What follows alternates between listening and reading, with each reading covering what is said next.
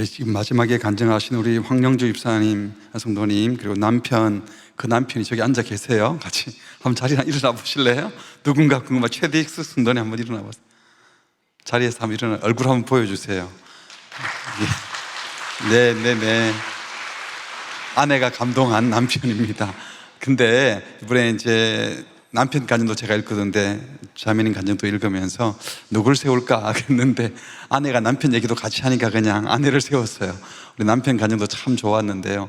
근데 저 두 분이 오늘 예배가 마지막 예배 되나요? 아니 좀 더 남았나요?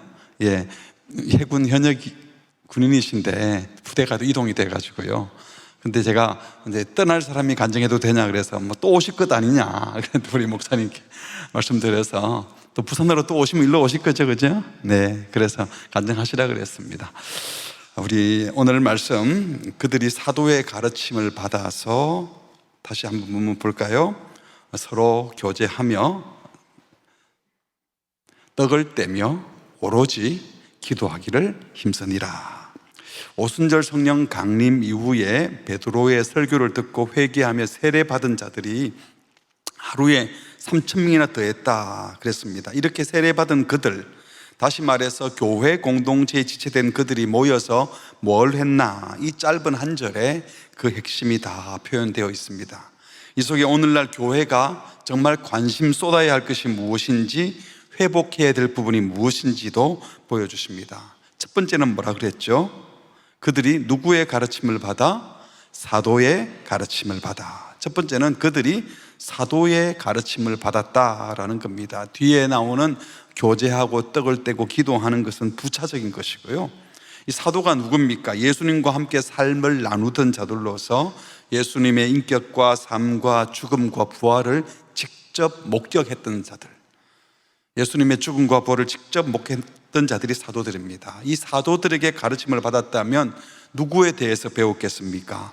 예수님에 대해서 배웠겠죠. 그리고 이들은 기록된 성경 말씀을 토대로 예수님이 하신 말씀, 구약에 있는 말씀을 통하여 예수님이 어떻게 예언되었는지, 그리고 사도들이 직접 목격했던 예수님의 이야기를 통하여 예수님의 사역을 확인하고 또 그들에게 예수님에 대해서 가르침을 베풀었습니다.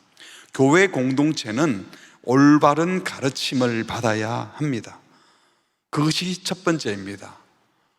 교회를, 우리 처치를, 에클레시아를 한국말로 교회라고 번역을 했어요.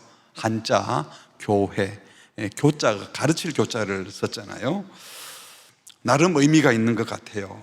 이것은 교회가 무슨 학교다, 세상 지식을 가르치는 학교가 되라는 의미가 아닐 것이죠.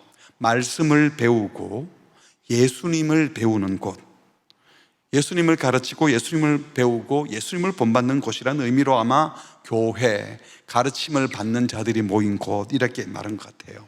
바른 가르침, 예수님에 대한 올바른 배움이 있는 곳이 교회여야 합니다.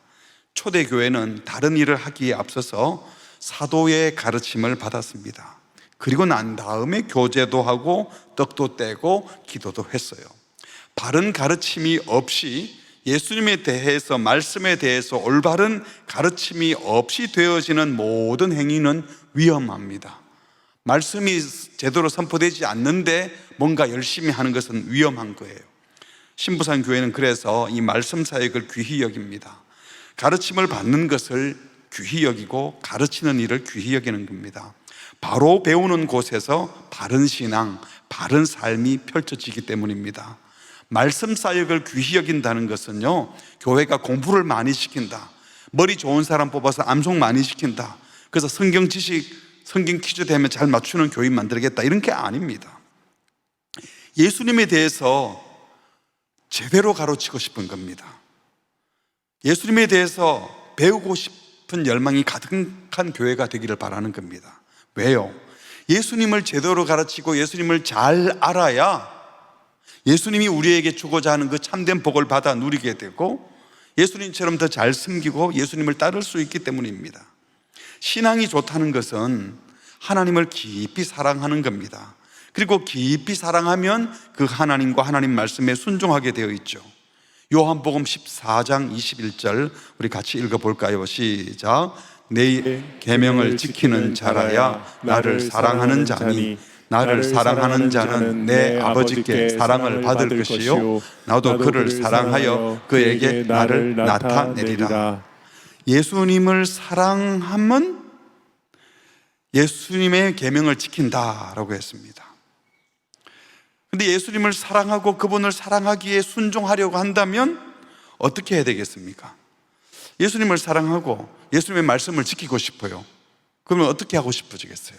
예수님이 뭘 원하는지 알고 싶어지는 거죠.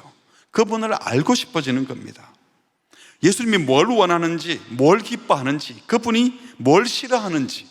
여러분, 사랑을 하게 되면 내가 사랑하는 사람이 뭘 좋아하고 뭘 싫어하는지 알고 싶은 게 정상이잖아요. 정말 내가 사랑하는 분이 계시면 그 사랑하는 그분이 원하는 게 진짜 무엇인지, 그분이 싫어하면 나도 싫어하고 싶고 그분이 좋아하는 것 함께 좋아하고 싶은 겁니다. 사랑하는 일을 더 알고 싶은 것, 너무나 자연스러운 반응이죠. 여러분, 예수님 사랑하십니까? 하나님을 사랑하세요? 그러면 하나님을 더 알고 싶어야 되는 거예요. 다 아는 게 아니죠. 예수님을 계속 알아야 하는 겁니다. 그런데 오늘날 하나님을 사랑한다고 하면서 그 하나님에 대해서 무지한 경우가 얼마나 많은지 몰라요. 하나님을 알려고 하지도 않으면서 나는 하나님 사랑하는데 하나님 날 안 사랑하는 것 같아요, 이렇게 징징대는 분이 있어요. 하나님을 알려고 하지도 않으면서 하나님 사랑한대, 그러면서 또 하나님을 알려고 하지도 않으면서 배우려고 하지도 않으면서 하나님이 날 안 사랑하는 것 같대요. 이게 다 틀린 말들입니다. 하나님을 사랑하면 하나님에 대해서 알려고 해야 되고 하나님에 대해서 배우려고 해야 됩니다. 근데 알려고 하지도 않고 배우려고 하지도 않으면서 그냥 자기가 알고 있는 상식적인 하나님에 대한 이해, 자기가 몇 번 읽어보았던 성경 몇 구절, 그걸 가지고 하나님이 왜 이러십니까? 왜 저러십니까? 하고 함부로 하나님에 대해서 판단하고 재단하고, 그리고 자기가 아는 상식으로 살아가면서 말씀대로 살아간대요. 말씀을 모르는데 어떻게 말씀대로 살겠어요? 그렇게 하고도 하나님을 사랑한다고 교인들 가운데도 평생 주님을 사랑해왔다 그러는데 어떤 주님을 사랑했나요? 여러분, 평생 주님을 사랑한다면 평생 주님을 더 알고 싶어 해야 합니다. 우리 찬송 가운데도 예수 더 알기 원하네, 크고 더 높은 은혜를 내 평생에서 온 예수 더 알기 원하네. 여러분, 평생 예수님을 더 깊이 더 많이 알고 싶어하는 자들이 되기를 바랍니다. 예수님을 알려고 하지도 않고 배우려고 하지도 않으면서 예수님 사랑한다, 평생 사랑했다는 이런 억지 같은 소리를 하지 마시기 바랍니다.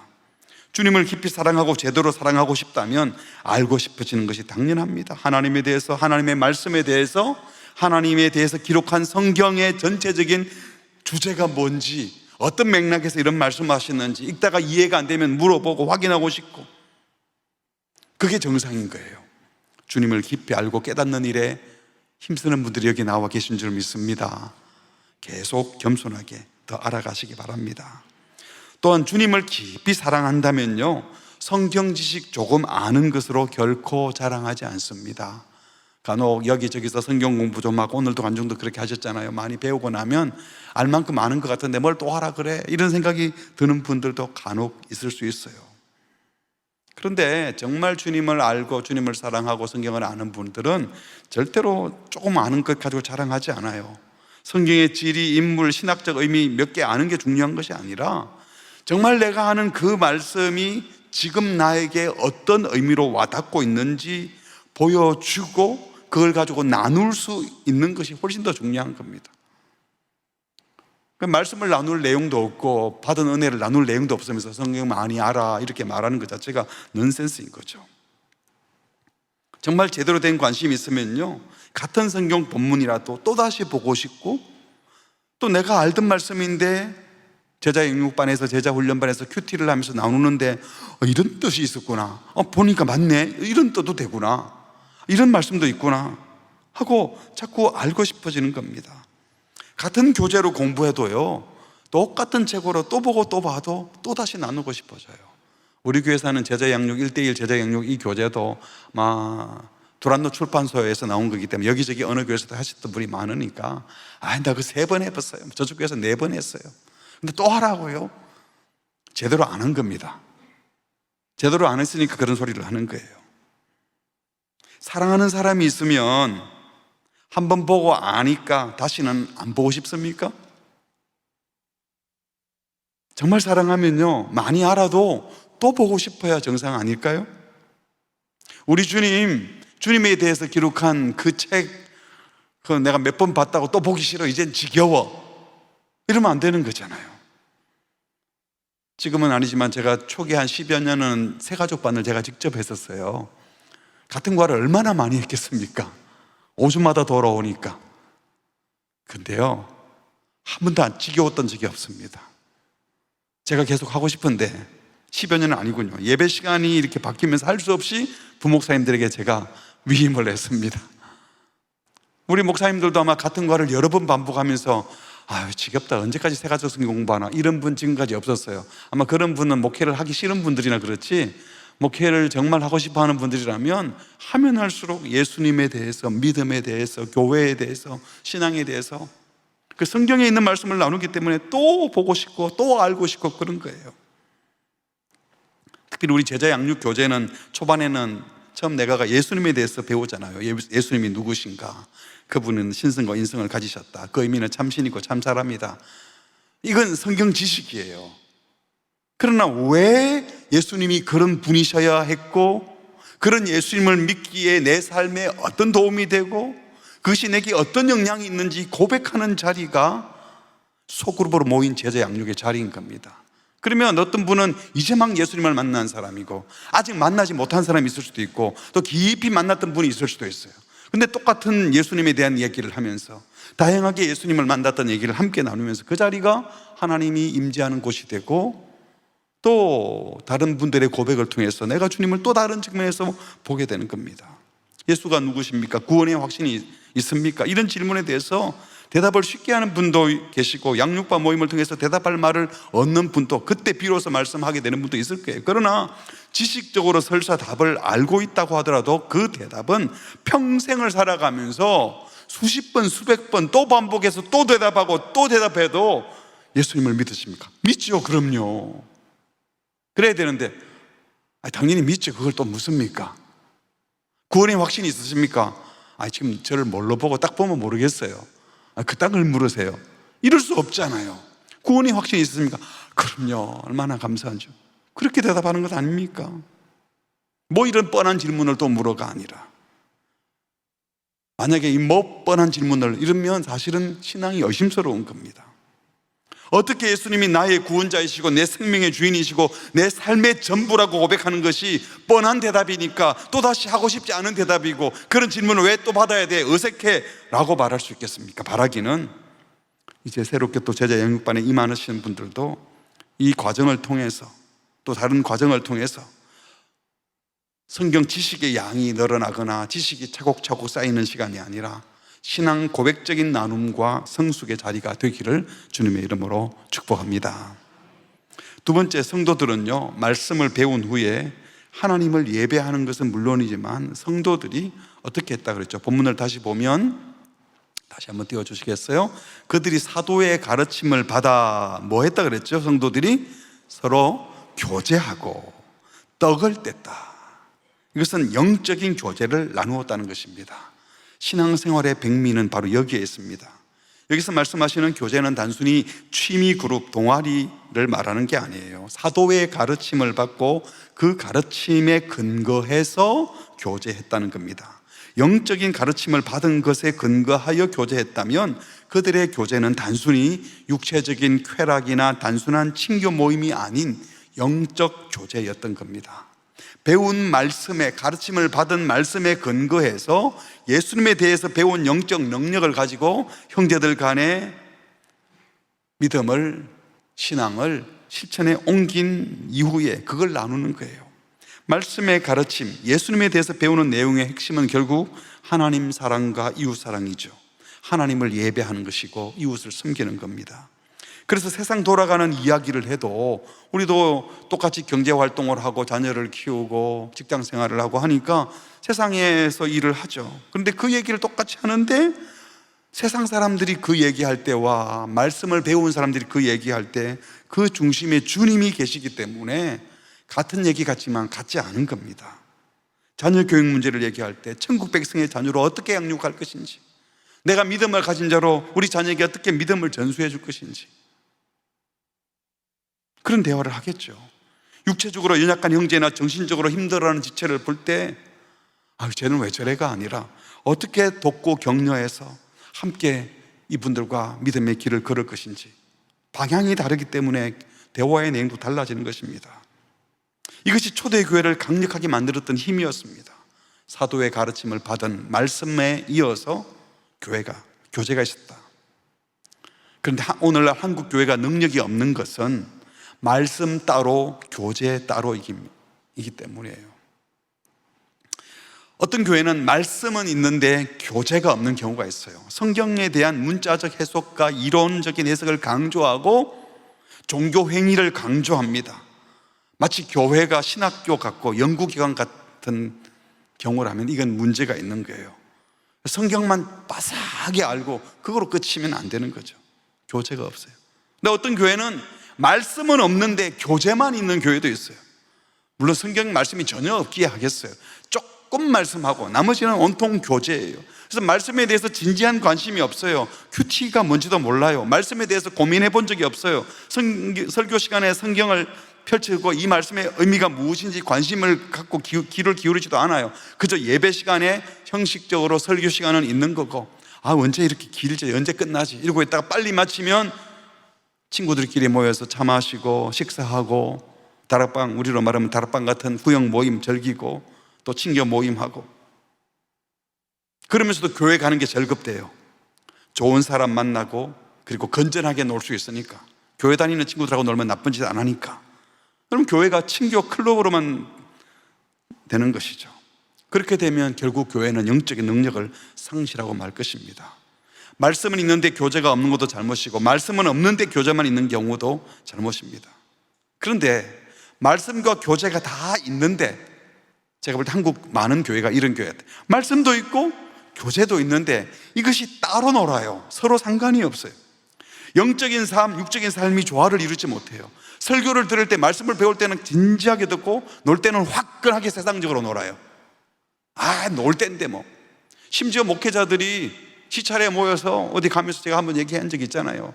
우리 출발 전에 우리 기도하고 경건에 잠깐 하고 출발합시다. 그냥 이제 뭐 우리 놀러 가는데 좀 편하게 갑시다. 얼마나 속상한지 몰라요. 제가 본 적 있으니까 이게 지금 흉내를 내는 거 아니겠어요? 잘못된 거죠. 영적인 삶, 육적인 삶 따로 노는 거죠. 경건하게 예배했지만 놀 때는 할 거 다 하고 세속처럼 똑같이 놀고, 성경을 열심히 가르치고 설교하고 배웁니다. 그런데 친교할 때는 세상과 다를 바 없이 그냥 놀아요. 음담 패설을 하고 그냥 세상 사람들이랑 똑같은 농담하고. 이것은 말씀과 삶이 분리되고 신앙과 삶이 분리되고 교회와 세상이 분리되는 이원론적 삶을 살아서 그런 겁니다. 제자 양육반만 해도 이런 것들이 잘못됐다는 것을 다 배우게 됐죠. 그러나 네 번째로, 건강한 교회는 가르침을 받은 말씀의 능력으로 영적인 교제를 하는 겁니다. 영적이란 말이 뭐 성경을 얘기해야 꼭 영적인 것이 아니라 똑같이 자녀 양육 얘기도 하고 부동산 얘기도 할 수 있고 정치 얘기도 할 수 있는데, 그런 얘기를 하지만 그 속에 누가 주인인가? 부부관계, 결혼생활, 자녀 양육, 직장생활, 나라, 경제, 정치, 영화, 음악, 미술과 같은 예술, 문화에 대해서 갖가지 인간관계, 가족관계에 대해서 다 신앙인의 자세를 가지고 이야기할 수 있어야 된다는 거예요. 우리가 어디 신방을 갈 때도 신방 가서만 경건하게 예배하고 이동하는 중에는 딴소리하고 그러면 안 되는 거죠. 누가 딱 봐도 성도들의 대화이구나, 교인들이는 저렇게 놀구나, 술 안 먹고도 저렇게 재밌게 놀 수 있구나, 고돌이 안 하고도 게임을 할 수 있구나. 휴식, 친교, 오락을 하면서도 신앙인의 모습을 해야 하고 또 할 수 있어야 하는 겁니다. 건강한 교회는 영적 교제의 능력이 있는 교회입니다. 교회가 부흥하기를 원한다면 이런 건강을 회복해야 됩니다. 담임 목사 설교 듣기 위하여 교회에 가서 앞만 보고 설교만 듣고 돌아가는 신자만 있는 교회는 절대로 좋은 교회가 아닙니다. 오늘도 간증하시는 분들이 처음에 올 때는 다 그렇게 많이들 와요. 예배 드리고 이 설교가 귀에 들어오네, 알아듣겠네, 설교 좋다. 그렇지만 제자 양육반을 하고 나면은 태도가 달라집니다. 그게 전부가 아니구나. 여러분, 설교가 사람의 전부를 못 바꿔요. 그냥 흥분하면서 은혜 받으면 막 바뀐 것 같아요. 근데 그건 안 바뀐 게 아니에요. 소그룹 안에서 실천해보고 점검받아보고 그걸 꾸준히 지속하고 누군가가 도와주고 코칭을 해주고 멘토가 되어주고 잠시 변화를 보이는데도 진정한 변화는 소그룹을 통한 삶의 나눔, 부족함을 지적받고 유익함을 나누고 아름다운 모습을 칭찬하고 연약함을 세워주고 이런 영적인 교제를 하면서 자라나는 것이에요. 우리 교회에서 하는 모든 제자 양육반, 제자 훈련반, 사역반, 크루스의 성경대학, 다락방, 전도회 모든 만남이 이런 영적 교제가 있는 만남이 되기를 바랍니다. 어떤 모임을 하더라도, 동호회 모임을 하더라도 그곳에도 지도자는 아무나 하면 안 되는 거예요. 만약에 우리 교회에 등산 동호회 요새 하다가 안 하는 것 같던데, 등산 동호회를 하도 등산 동호회의 팀장은 누가 해야 되겠어요? 산을 제일 잘 타는 사람이 해야 되겠습니까?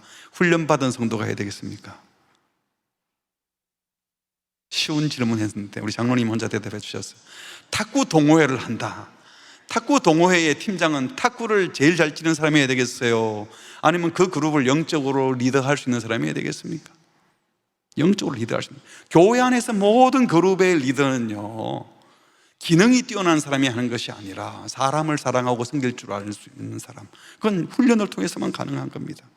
여러분, 우리 교회 카페에 성도들이 처음 와서 저거 봉사하고 싶다, 그냥 하면 될 것 같죠? 제자 훈련 받고 하라고, 나중에 하라고 합니다. 왜 그러겠어요? 그게 더 중요하니까. 봉사보다 중요한 것은 주님 닮는 훈련을 하고 영적 리더가 되어서 봉사의 자리에도, 말씀의 나눔의 자리뿐만 아니라 교제하는 자리에도 리더는 훈련받은 자가 있어서 영적 교제가 되어야 하기 때문입니다. 말씀을 맺도록 하겠습니다.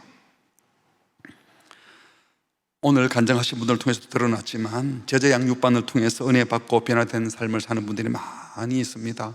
오늘 두 분밖에 하지 않았지만요, 제가 이맘때쯤 되면 저도 조금 지쳐가지고 이제 또 가락기 시작해야 되구나. 그런데 또 우리 전사님이 이만큼 양육 간증을 갖다 주고 또 피드백 종이를 갖다 주면 저거 언제 다 보지?